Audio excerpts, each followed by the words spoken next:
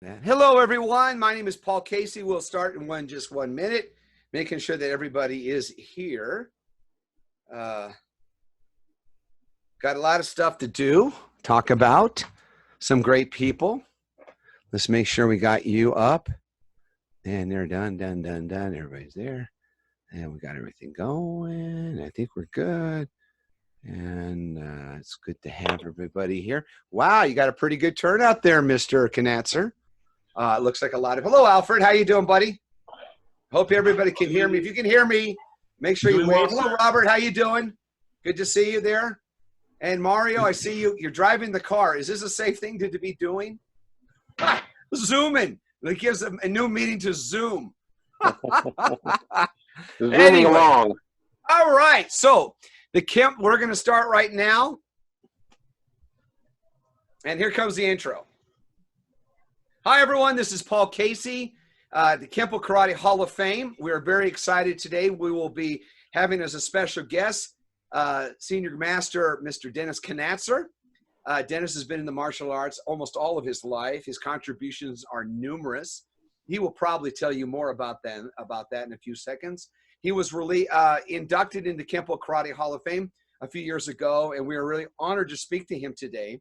He'll be discussing a lot of things related to Kenpo, his life and training with Ed Parker, and the continuation of things that he's doing with Kenpo. So, with no further ado, I'm going to introduce Mr. Conatser. And if you do have a question, I ask you to submit it in the chat form so that we can actually ask him these questions. All righty? And at the very end, we will open up the microphones to talk to him. And I also am very excited today. We're also going to take part in our first Kenpo book club conversation. And that's going to be with Dr. Carl Totten. He's going to be here. And roughly that'll come on toward the end of the hour. So today's first video recording will be cut up into 2 parts. And then at the second hour, we'll use some of that. We're reviewing the books that are related to Kenpo, and we're excited about that. It's a first for us. So, Mr. Conatser, say hello to everyone. Ladies and gentlemen, Dennis Conatser. Hi, guys. Sorry for the interruption there. Glad to be here. It's an honor to be a member of the Hall of Fame. Paul Casey is probably one of the, in my opinion, one of the premier Hall of Fames out there. All the members are inducted only by other members.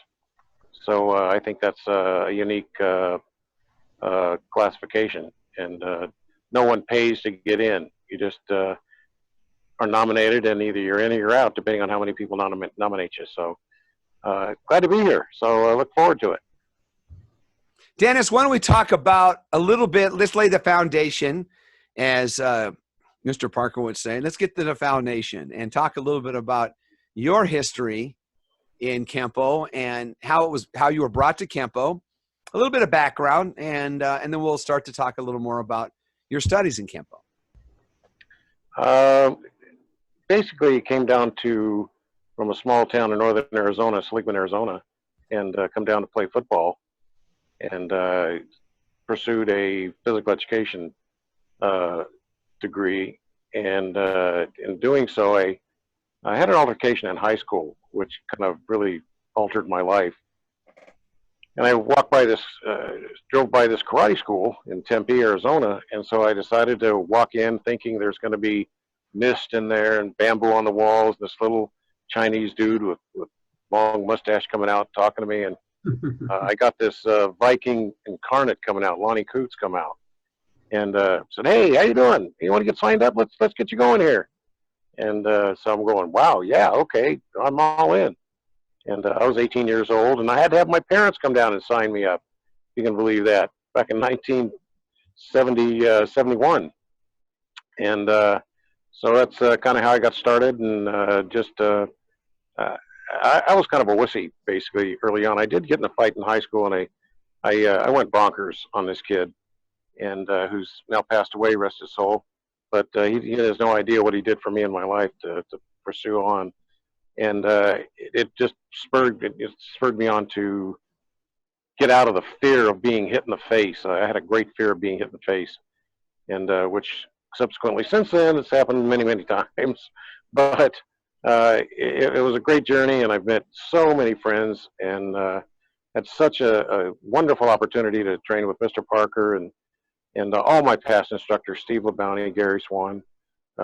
Met great friends, my best friend Brian Duffy in Texas, and so many. I can't list everybody. I like to think that everybody's my friend. I got a few that I'm not really particularly fond of, but by and large, I'm not at war with anybody, in my opinion anyway.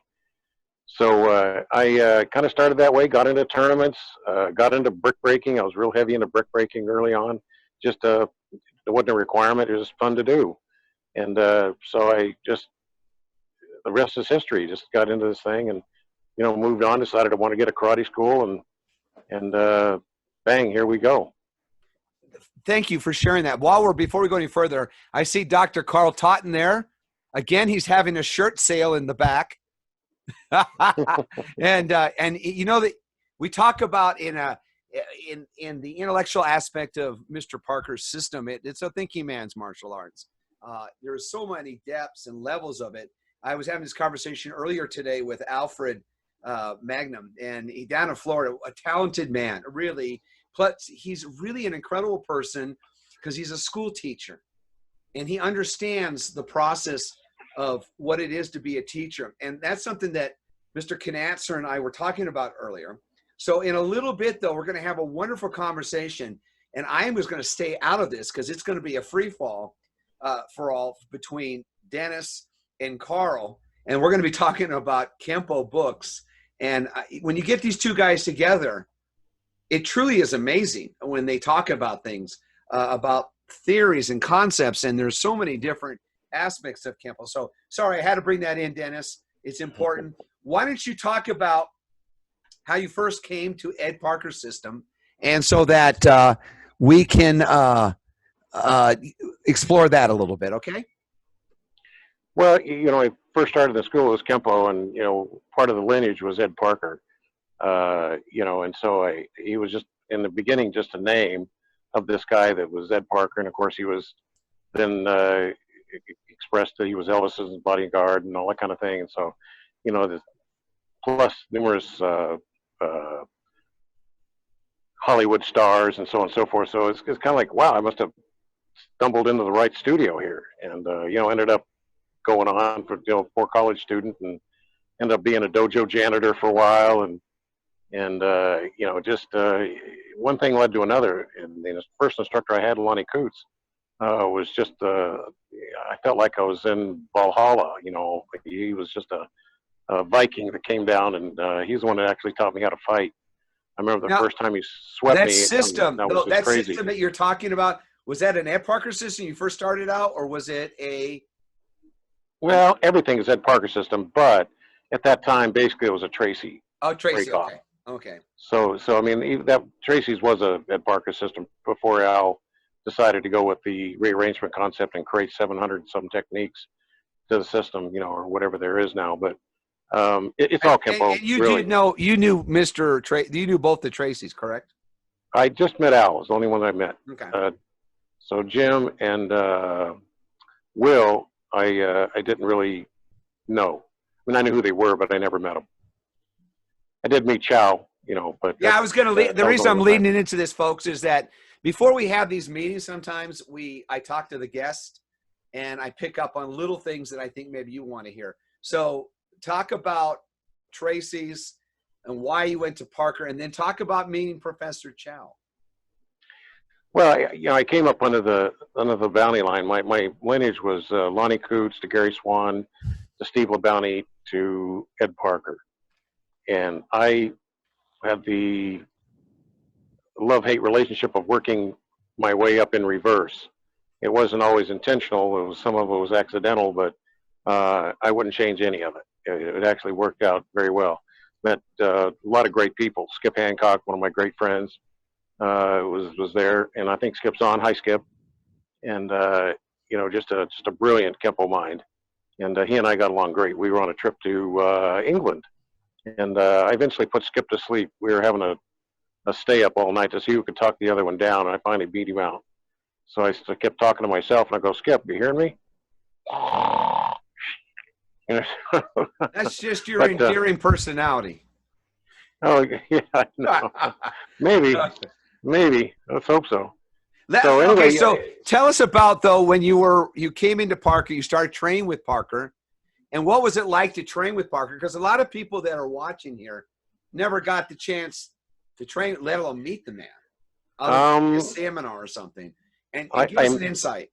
I met him in 1972 at the Internationals, and of course I was in awe, like most people are, you know. And so I didn't start personally becoming a personal student until 1978, and but it remained a personal, an authentic personal student. A lot of people say they're personal students, and they really aren't. You know, they met him in a tournament or at they've been to several seminars or whatever. Whether they were actual, real, close students was another, a whole other thing. But anyway, in 1978, I was actually able to study directly with him, and went over to Pasadena, and I felt like a fish in a bowl. We were out there on the floor, me and two other guys from Arizona here, Chris Gravonic and Jaime Saenz, and everybody, including Frank Trejo, was there, sitting there watching and laughing around the sides. Made you very uncomfortable. You know, it was an interesting experience. After that initial visit, about 2 weeks later, I called him up and said, "Hey, can I come for another lesson by myself?" And I came over, flew over, and he picked me up, brought me to his house, and showed me all the Elvis stuff and tour around the house and everything. And I'm just going, "Wow, this is like so cool." I mean, here with Ed Parker, you know. So yeah, that's how it started, and we just started getting into the system. He goes, what do you want to start with? I said, well, actually, I'd like to start with the yellow belt. I'm representing you now, and I want to make sure that I'm doing it your way. And he actually got irritated at me. He goes, hey, I've watched you for 4 or 5 years, you know, at the tournament, the seminars and things, you know. And I said, well, yeah, okay, I know, but I'd really rather go through everything. And I know you're going to be able to, as he would say, spit shine me, you know. And if I knew something halfway as good, he'd tell me. But I knew he would. I learned nuggets every time we had a lesson. Every time we just talked over sushi, you know, we'd have. He was just an incredible man, just a brilliant man. I couldn't be more blessed to have studied with him. Did he share with you any of his ideas, projects, his personal thoughts on Kenpo that were in development, maybe? Or because I know you wrote the foreword to a book that was never published. Most people don't. Kenpo in the Streets. That was Kenpo in the Streets, right? Give us a little bit of that. That was something. That's a great honor to have that. Oh, absolutely, absolutely. He always had projects. You know, I actually sold him his first computer, and I taught Edmund how to teach him how to use it. And it was an IBM. He had to have an IBM. I wanted to get a clone because they were, you know, a little more expandable than the IBMs were. But he had to have an IBM. That was just Ed Parker. He had to have the top of the line. And so that's kind of how that started. And he was just thrilled, so he could actually start writing down stuff and actually correcting stuff without having to reprint a page and retype it and go back. And so the computer was great. It took him a little while to do a learning curve before he really got the hang of it. But thanks to his son, Edmund helped him out a lot. And of course, Edmund then got into the artwork. And of course, he went to Apple because Apple's the artist's computer. And of course, nothing needs to be said about Junior and his magnificent, you know, artistic talents. He's just incredible, and a very close friend all these years as well. So I was there at the house with him numerous times, and just a wonderful, wonderful experience. Tell us what it was like when you were training at the house. Was there anything that was really interesting or crazy or funny that jumped out at you? All of the above. I mean, walking back to his office, which was this little cubicle, basically back there, just jam-packed with stuff everywhere. And he knew where everything was and his files and everything. In fact, you know, he was working on the what now is the Infinite Insights, and the original manuscript was like one big giant file, and he was going to put out this just one big book. And as he started going on, he decided to break it up, and eventually subsequently became 5 different volumes. And as each volume came out and he reorganized them, they actually grew even bigger from the original manuscript. So but I got to see that and look through that book. And I mean, I got to see his duffel bag with knives and guns that he had stashed away in his closet. His hall of awards that he had on his way into the office. He had numerous certificates and honors that people had given him from doing seminars and so on and so forth. And of course, the Elvis cape from the Hawaiian concert, the first one that was, I think, globally televised, if I'm not mistaken, and the Elvis Presley glasses. And I mean, the whole house is a museum. You know, it was pretty incredible. The Elvis Cadillac back in the backyard, everything. It was amazing. Talk about. Can you talk about what it was like to be? When did he ask you to go and do seminars with him, or do trips with him? Because I know you did several of those. Frank told me about him going with Mr. Parker. So why don't you share it with us? What it was like to be on with Mr. Parker. The first one was, I don't know. I'd have to ask Skip. I think it was like in 1985. It was Skip Hancock, myself, and Lee Wedlake went over to see Gary Ellis, Merv Orman, and Jackie McVicker down in Plymouth, Torquay, and Exeter. And so that was, I had never been to England before, so that whole trip was an amazing trip in itself. And so that was the first seminar that we went. Subsequently, after that, we also went to Jersey, and we went to, which is off the coast of France. And then Frank and I and Wedlake went down to Australia. And then Skipper followed up, I think, the next year down there, and he went down with him after that. Of course, we stopped off in Hawaii to see Beth and Bodie down there. So, you know, it was fun doing seminars. I mean, it's kind of amazing walking down to a seminar in England, and here we're in a gym with probably 200-300 people. And I'm at this particular seminar, I was kind of keeping the kids quiet while Mr. Parker was talking, and he at that point had a little health issue that he was dealing with. So I'm not really paying attention to what he's talking about. I'm working with the kids, and all of a sudden he goes, "Conatser, come over here, take over." I had no clue as to what he was talking about. So I get up there and I'm standing there, and everybody's looking at me like, "Okay, well, what are we going to do now?" And I'm sitting there going to myself, "Oh my God, I'm never not going to pay attention ever again. I'm not going to be in this situation." So I came up with it. Okay, we got into something, and he went off, and they got him some help and got him back online and everything. So he came back out, and we carried on. But it was pretty amazing. That was the first time I was in front of that many people at one time, which is, you know, kind of nerve jerking, you know. That's intimidating. I understand that. What would he focus on mostly? You know, basics were a big, huge part of his training. And the two most important, he asked me once, what are the most important basics? And I think I said blocks or punches, strikes, something like that.